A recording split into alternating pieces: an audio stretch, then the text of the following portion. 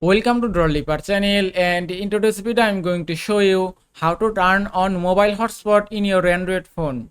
Now the first thing you have to do is go to your settings app.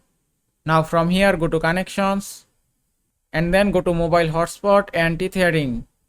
Then tap on mobile hotspot. Now by tapping here you can turn on mobile hotspot in your phone.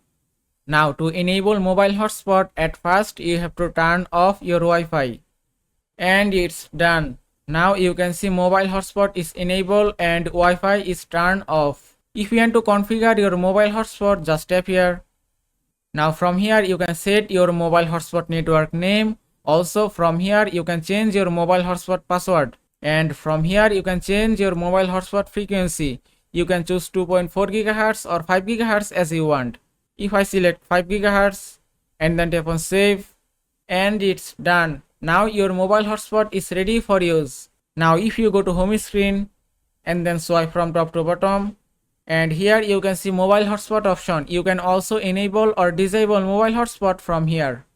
And that is how you can turn on mobile hotspot in your Android phone. I hope this video was helpful. If it was, please give it a thumbs up and don't forget to subscribe.